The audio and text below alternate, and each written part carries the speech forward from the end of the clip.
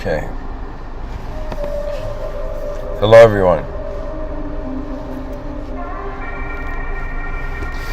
My laptop doesn't have that much battery. It has 33% battery.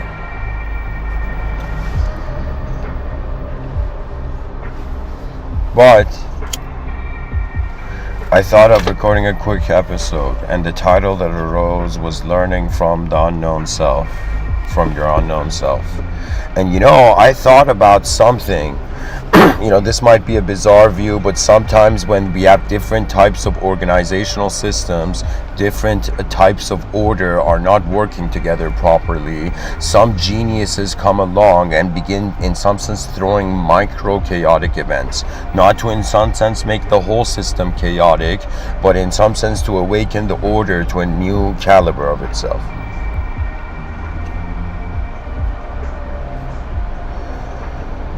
So I was like, every person, there's so many different ideological systems on this planet. And every person is claiming a sort of truthhood, And I was like, people are searching, looking for truth, but we have the concept of mystery. We have the concept of the unknown. We have the concept of the beyond. These concepts are so important that truth is great, but it's like after you found truth, there's still the mystery of these. Now one says, what if the truth is the resolution to these mysteries? And that's what I'm trying to get the species to. How do I say it? It's as if there was a homework assignment that all educational systems failed to give.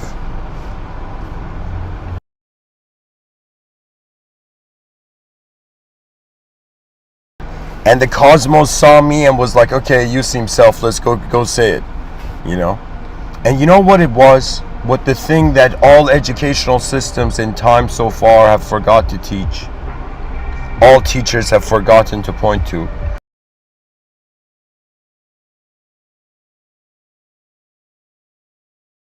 And that is the future. You see, it is very easy to teach the past because it's past and it's known. We just repeat a book, we copy paste, we literally replicate.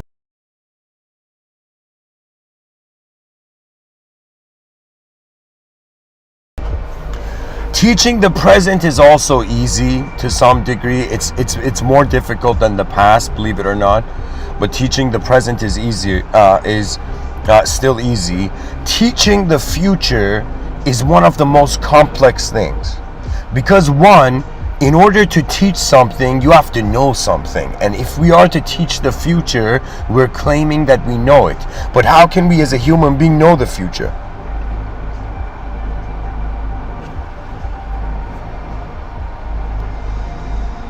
And this is where you have the opportunity, alongside every conscious human being on this planet, to pause the story of life and to look at it again. Look at the whole thing again. I don't know if anyone has said this to you in your life, but look at your whole life again. And once you do, there's a space between those two views where you will notice the mystery. So let's say, somebody's like, Mr.Within, you're right. Everybody's looking for truth in a mysterious universe. But what is mystery before we go look for the truth of it? And this is where we will look in the dictionary. We're going to see how the dictionary defines mystery. Somebody's like, man, nothing's more mysterious than a definition of mystery in the dictionary. So mystery. A noun, something that is difficult or impossible to understand or explain. The condition or quality of being secret, strange, or difficult to explain. A person or thing whose identity or nature is puzzling or unknown. The second definition, a novel, a play, or movie dealing with a puzzling crime, especially a murder. 3. Mysteries, the secret rites of Greek and Roman pagan religion, or of any ancient or tribal religion, to which only initiates are admitted. Oh, I'm so impressed this definition is in here. The practice, skills, or lore peculiar to a particular trade or activity, and regarded as baffling to those without specialized knowledge. So something that, viewers may not know, it's kind of in the nomenclature of esotericism, right? That there were like the idea of mystery schools, or the mysteries, or the ancient. So what it was is the ancients did not have the arrogance to think that they knew everything and they could just reduce the world to their own brain simplicity.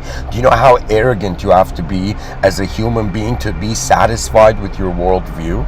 That's like such a huge level of arrogance. This is why every day I wake up, it's like a new talk, technically.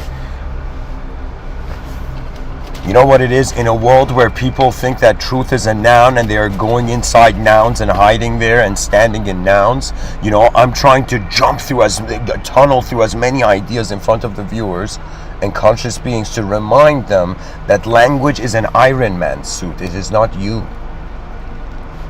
The real you of human nature, there is a school called Mysterianism. And Mysterianism means there are things about what is going on in the world that till the end of time will be unknown. Okay, then we go to 4. Mainly Christian theology, a religious belief based on divine revelation, especially one regarded as beyond human understanding, the mystery of Christ.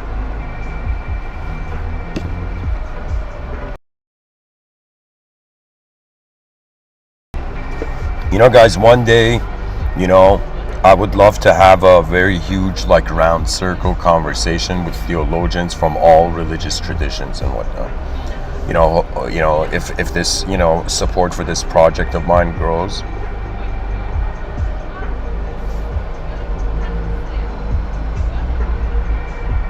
Here it says, an incident in the life of Jesus or of a saint is a focus of devotion in the Roman Catholic Church, especially each of those commemorated during recitation of successive decades of the Rosary. The first sorrowful mystery, the agony in the garden.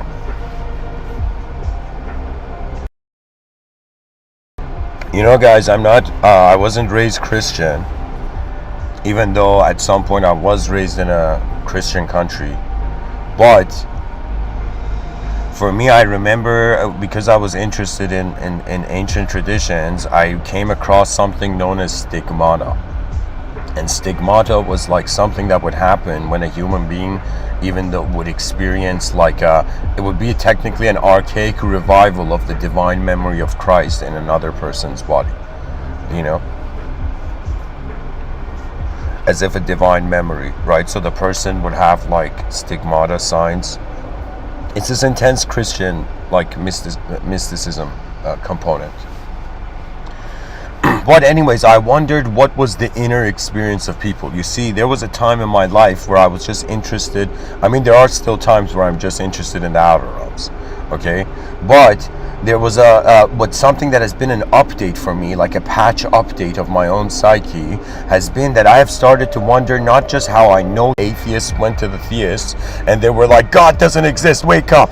And then afterwards they went in the mirror, right? And then they saw the neurological, they saw the thunderstorms, even though we told them God doesn't. I laughed when I saw these debates between atheists and theists, because I could conceive new winning arguments from both sides. And I could even create a winning argument if the atheists and theists went on one side and there was a philosopher on another side. I could totally even see the winning argument from that side. Do you understand why? Because the human being is a creature of choice. Our psychology is all the piano keys that every decision of us in the moment is in some sense being a melody of. Do you know what I'm saying? So how you learn from the unknown self is not to go look for some sort of secret teacher and the teacher's going to be like, oh, you want the unknown? Here, I'll sell you the unknown. So many people are being sold on spirituality, which is weird. Do you know? Well, you know why? Because it has nothing to do with anything that is an object or subject. true spirituality. The spirit was neither an idea or a form. I should say neither an idea. It was neither a form and neither a substance. So what that means is what is experiencing reality is divided in the dichotomy of the observer and the observed. The observer is non-physical, it's in the domain of experience. I term that the inner realms, the inner self, right? Some people even call it the inner verse, right? And then we have in some sense the outer realms, right? And what we find in the outer realms is the existential observed. What this means is that objects and their shapes are conditional to a consciousness that has to be in the room. You are the light in the meaningless world that is in some sense being able to receive the meaning. Do you understand? Our attention is a type of glow, right? But we don't see it. Life is so incredible because at first you can have spiritual teaching. Oh my God, at first somebody can come and teach you. Do you understand what this life is? This life is a climb. That means every being you see, nobody knows where they are, and they're all climbing in the void. And they're all acting like they know. Do you understand? Because in reality, the unknown variables are still present. So as long as there's something unknown, how can we be sure about what we know?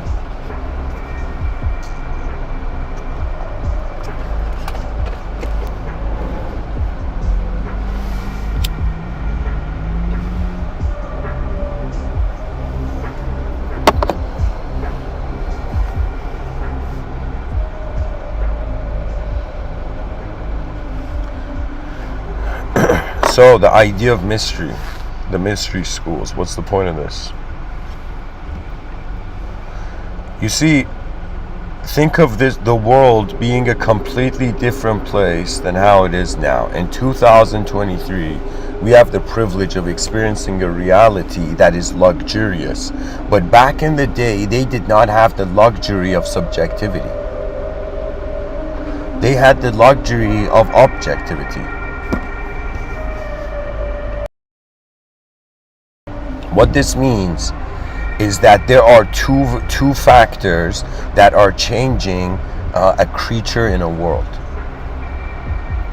Either itself is changing its world, so the self changes the world, or the world changes the self. When the world changes the self, the creature has to adapt to that change. So do you understand? The media, the culture is making us thinking that we have to be superhero nouns, but the point of life is a process of adaptation. The culture's do you know what it is? The issue with culture, some people say like the culture is controlling people's minds. You know what it is? It's not controlling people's minds. It's just being introduced to their minds too quickly. So that's why their minds automatically become controlled. It's as if it's like it's not a known noun, it's an unknown verb. That is the secret.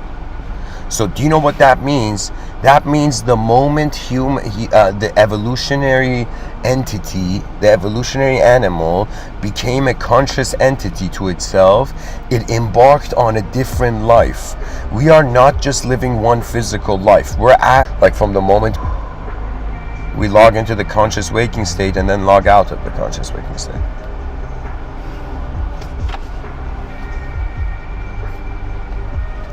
It's like, have you noticed everybody wants a freedom that they can't have and they don't know why?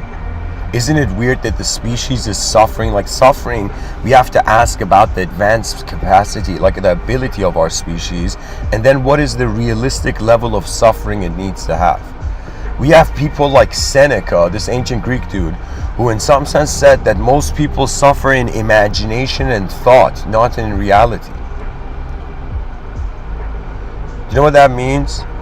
That means most people are suffering because of non-physical events, and the atheists and the secular people are becoming scared because they're like, yo, we're sitting here rationally looking at the objective realm, but why are people on our planet in some sense having emotional reactions we can't understand?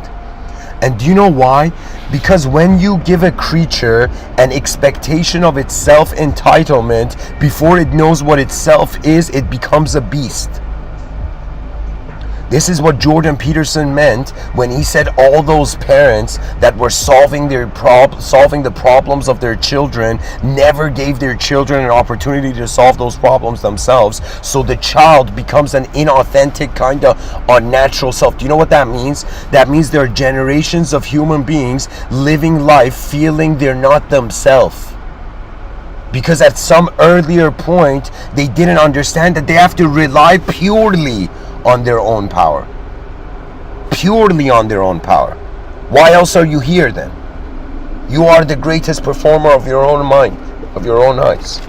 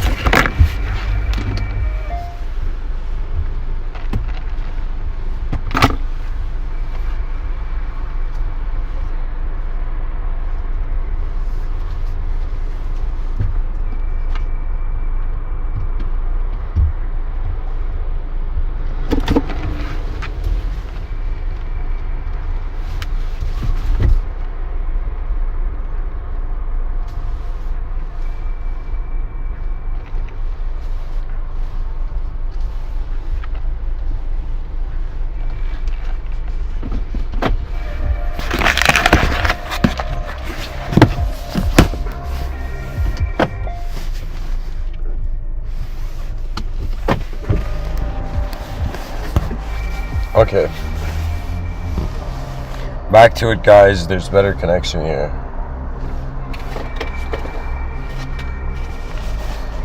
Some people are like, Mr. Within, is your car your studio? And I'm like, that's what happens when you give 10,000 talks for free.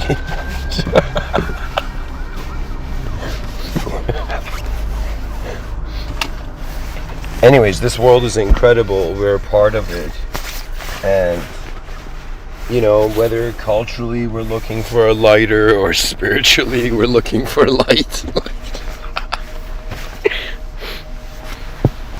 Our attention is the gift of the world to itself.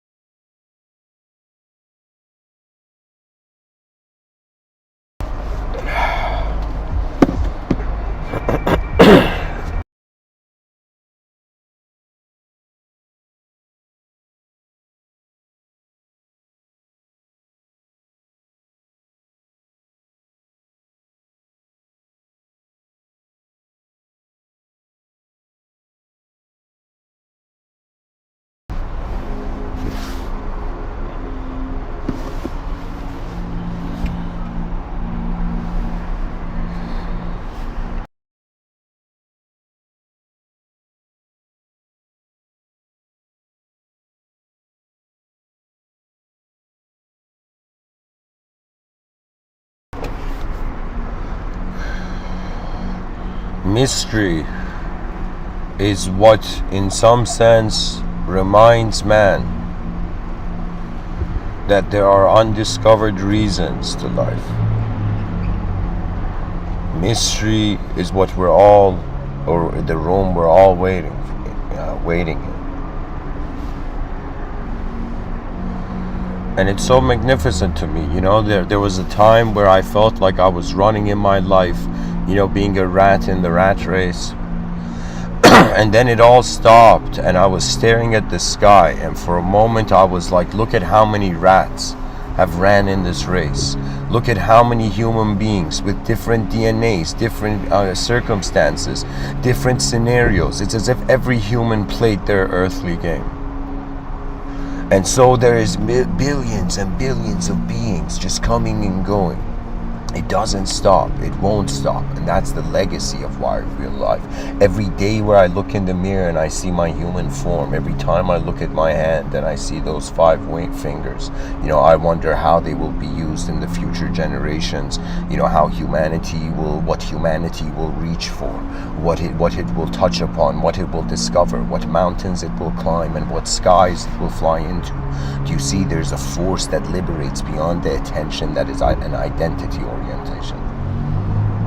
There are schools of thought that not just believed in the soul, but they believed in the location of the soul. And some believed that the soul was within the body. Some believed the soul was beside the body. That was the best thing. Some believed that the soul was never here. Some believed that only God was. And some believed that man never existed because the void had an early presence, had an early entrance. And in the stories that all human minds have in some sense touched upon, just think about it. It's like when you see a human being, you're not just seeing oneself. You're seeing an intelligence that in some sense has self-simulated itself many times. And to me, it feels like at some point I was like, why am I in a cyclical? Some people like the idea of seasons. They're like, I can't wait for summer, or some people are like, I can't wait for winter. For me, I'm like, wait a minute, why are we looping? Why is it looping? Why is everything so cyclical? Why is survival so cyclical? And will there come a point where consciousness will be so free that it will experience being a different being every day? Or I shouldn't say a different being, but being a being where its designs and forms can freely change. Because you see, some people think that enlightenment is you are freeing, in some sense, you're freeing yourself from the world. Some people think that's what enlightenment is. But in reality, enlightenment is you are freeing the world from yourself. This is what humility means. That there comes a moment where you bow to the world that you have been found in, to the world you have entered as a conscious entity, as such a sophisticated biological system. There was a time, I'll tell you, when I was a kid, I thought surgeons were psychopaths. I'm not kidding. I thought like people who did surgery, like people who wanted to be heart surgeons or something, I thought there was something wrong, like mentally wrong with these people. But then, I suddenly realized the reason many people go and become like a surgeon is not because, like discovering the body is messed up and gross or something like that. But in reality, it's because the human body is such a fascinating technology, such a fascinating design, and such a fascinating mystery. Because if you pay attention, human beings get bored. What that means is we're not conditional entities of just form.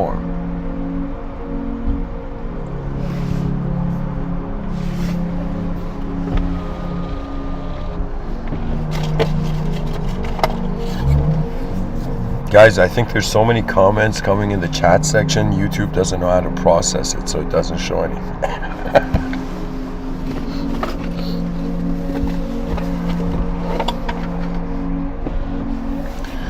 Learning from your unknown self means that there can't be an unknown self without an unknown world.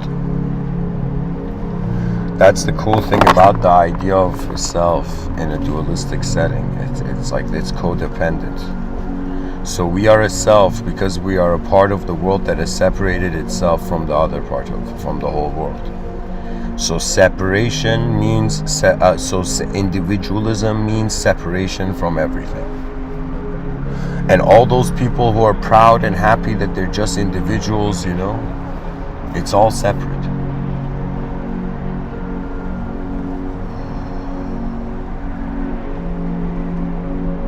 It's so poetic, we separate ourselves from the world and then we think there's such a thing as death, which means we are no longer being separate from it. It's remarkable, it's as if for a long time I was like, yo, what is this world doing? And I realized this world is trying to enter itself. It's trying to, in some sense, live within itself. Just like a yogi goes into the mountains and the caves and closes his eyes and starts living as a being that is the presence of mind.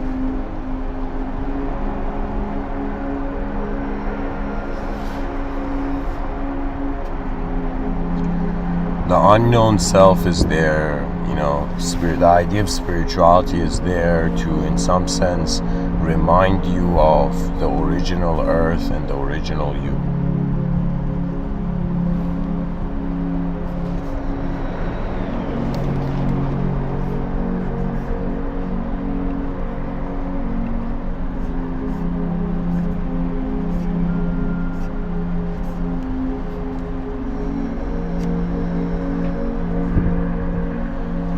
There is a quote from Sri Ramana Maharshi.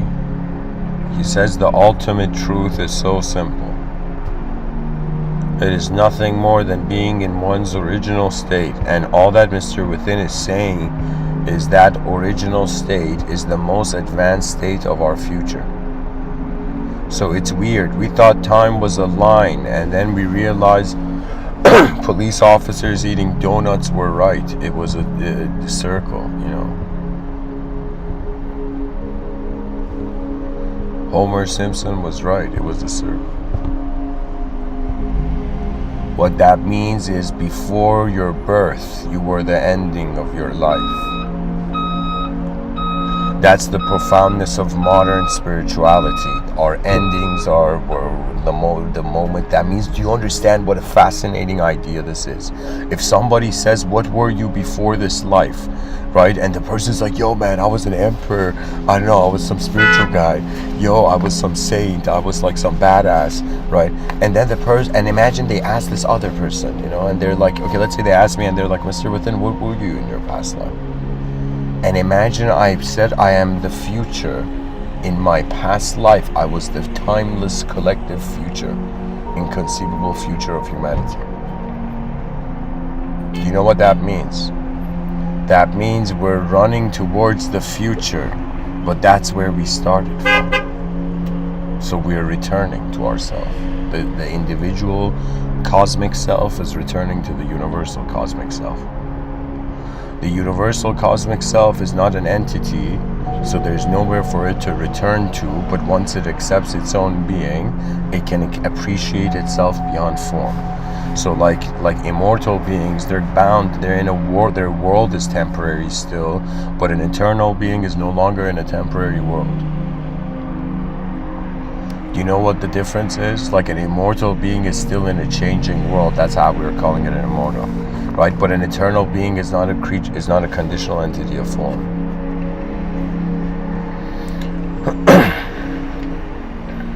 So, the great homework of the human species is to wonder about the mystery of reality. That's it. The teachers should have been like, hey kids, you know, your imagination has not been limited yet by your unnecessary, let's say, self-beliefs, limiting self-beliefs in the future. So the teacher's like, children, what kind of world would you want to be in? What would an advanced civilization mean to you? You know, I'm just waiting for the resources to come in this lifetime and to create the most advanced, you know, movement towards an advanced civilization in history.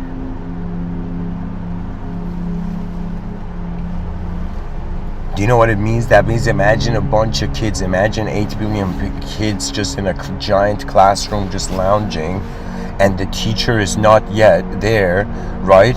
And then suddenly one kid realizes the teacher is going to surprise them with a pop quiz and comes into the classroom and says, yo, pop quiz, you know, and everybody starts, 8 billion human beings start preparing, right? And what is this preparation? It is actually the responsibility of consciousness. Consciousness is not just here to see something and think that's what life is, but to in some sense see that the sight leads somewhere. You see, the secret of this world is that behind every world there's another.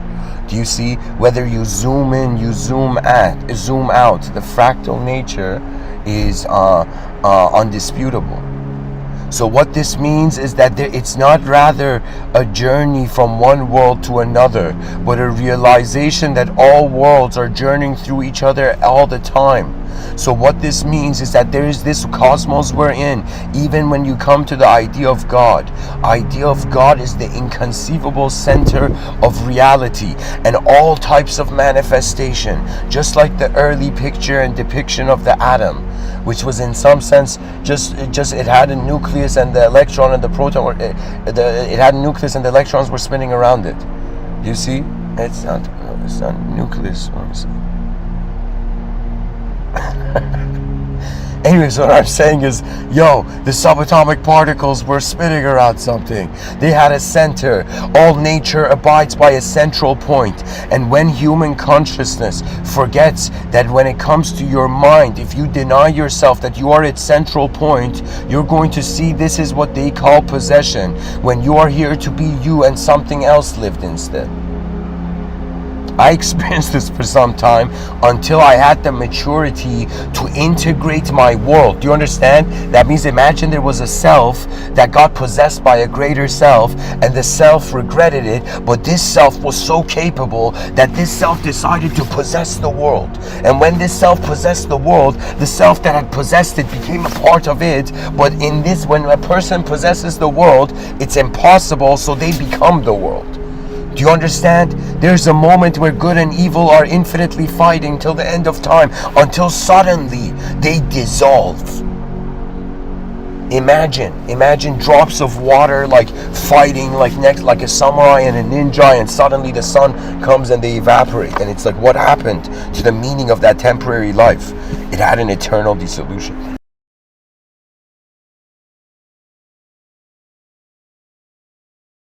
Or an eternal resolution.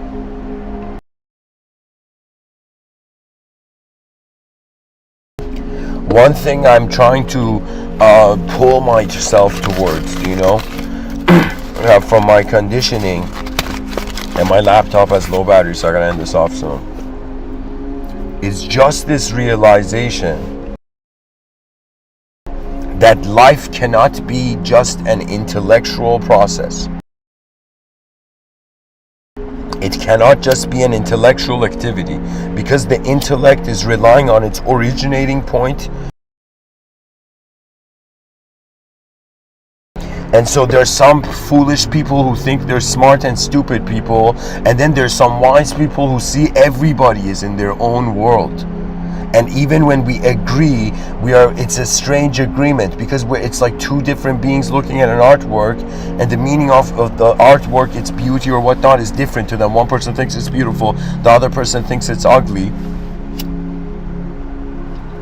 But the artwork is the artwork. And so both have to acknowledge the multidimensionalism of reality. This is why we suffer, because we are we're ignoring how everything is multidimensional, and we're just trying to singularize truth. And let me tell you this, I'm starting to get the sense that any person who singularizes or nullifies truth, is lazy. It's laziness. It's some sort of spiritual laziness. That it's so easy for everything to be the same. Oh yeah, I feel good now, everything's the same. No responsibility to maneuver the separation and the difficulties and the individualism. Do you see, are you here to be human, or are you here to be nothing? Or everything? Do you know, if I like right now, if I was everything, I'd be like, what's the point of doing anything? I'm everything right now. Do you know? If I was nothing right now, I'd be like, what's the point of, it's like, it's nothing, everything is nothing at all.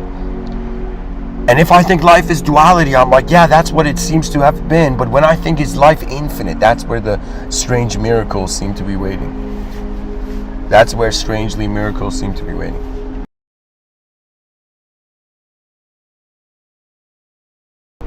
It was such a huge revelation. I thought like I'm going towards spirituality and I'm going to renounce, samsara, and I'm going to dissolve into the pureness of this God that was never wrong.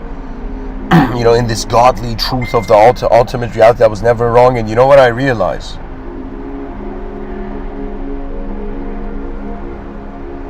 When Christ said the kingdom of heaven is within, he was so ahead of his time, because he understood that when your eyes open, that's when the world enters you. consciousness, and the sensory information enters your consciousness.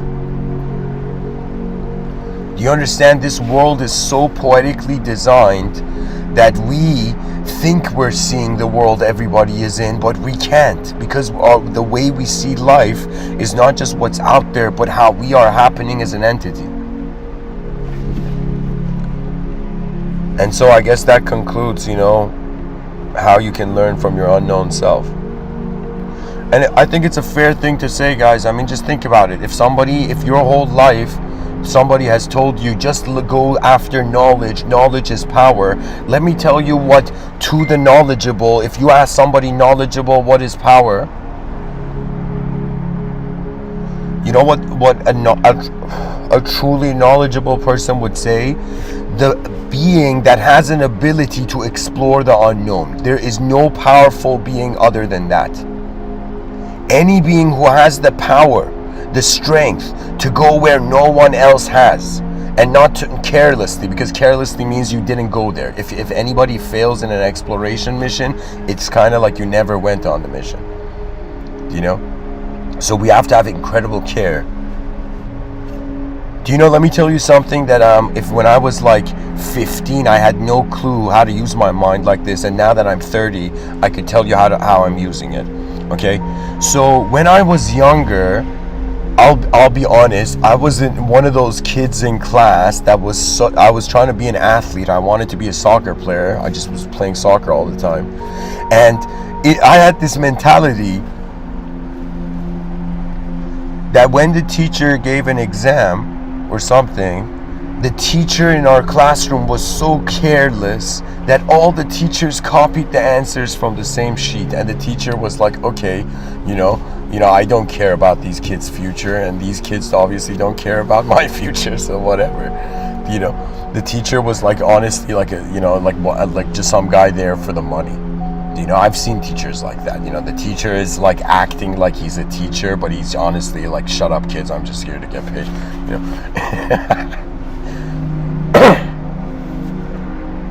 It's like, don't make my day harder than I emotionally want it to be.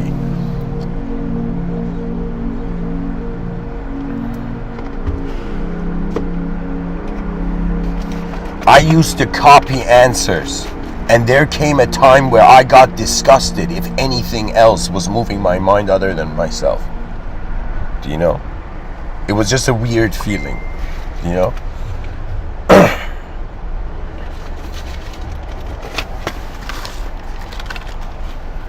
To be honest, sometimes, I don't want to say I pity myself, but sometimes I'm like, okay, what can a creature on a rock in the middle of nowhere do? What can I do in the void? And some people are like, yo, why are you talking so much? And I'm like, because we have mouths and ears.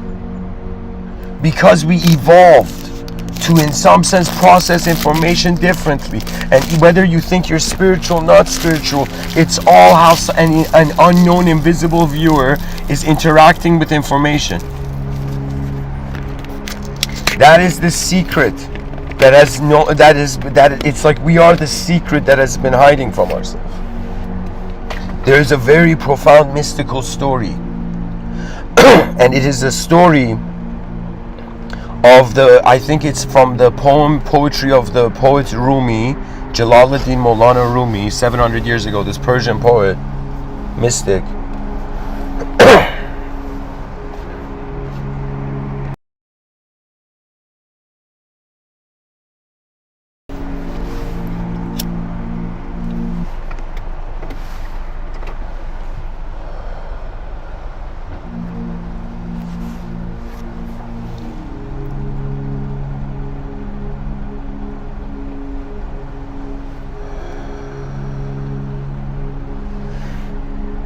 Rumi says that one day Moses was walking and he sees this shepherd, this random villager shepherd.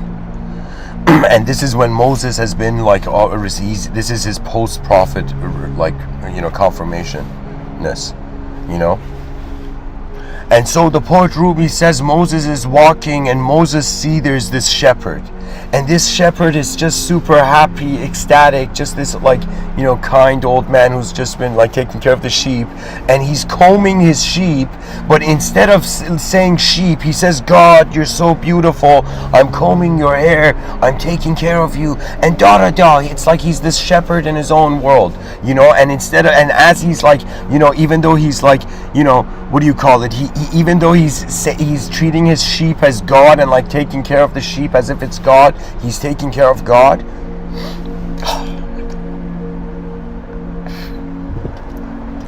Something very intense happens, and Moses goes up to this shepherd and says, Shepherd, what are you doing? What do you mean this sheep is your God? Have you not heard the news? Have you not understood the revelation and the divine truth?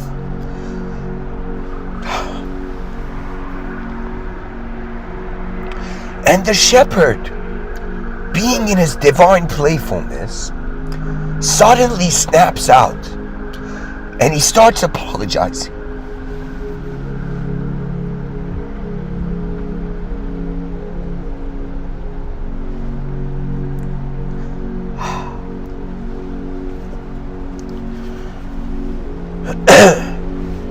Later on, oh my God. Later on, Moses is going about his day, and then suddenly he comes into an audience with God, and God scolds Moses in the way this Rumi is saying in his poetry. Okay? And God scolds Moses, and he says, How dare you tell my creation how to approach me?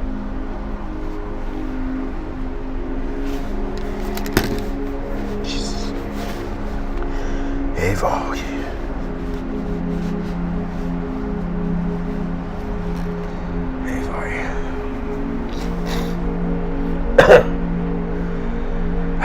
God scolds Moses and says, in some sense, I am the one who sees their hearts, you do not. And Moses suddenly, in some sense, believe it or not, it's like fiat, goes into a moment of repentance. And the next day he runs with, I don't know, some gift or something, and he goes and he hugs the shepherd and he says, forget what I said, or something like that. I don't know exactly. But it was such an intense story. It means that no human being can come and tell you what the divine reality is. That is why your inner realms is alone, because it's your secret connection to the whole cosmic reality. Do you know? This is why God is witnessing, and Meister Eckhart even said, the same eyes I see God are the same eyes God sees me. That means man's life is simultaneously being God's life. So when man becomes conscious, God is moving the room. Man is also part of the movement of that reality. So his nature was never flawed. Do you understand? It's kind of like a radio frequency. When you're tuned into it, you never made a mistake in the Garden of Eden. When you tune into another, you made a mistake in the garden, and you've fallen somewhere.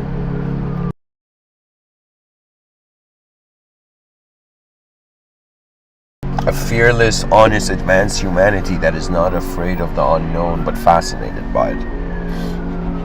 The advanced humanity will arrive soon, an advanced civilization coming soon to a world nearby you, to a world nearby. An advanced civilization coming to a world nearby. I'm going to give a talk titled that. Anyways, guys, thanks for listening. I hope this episode was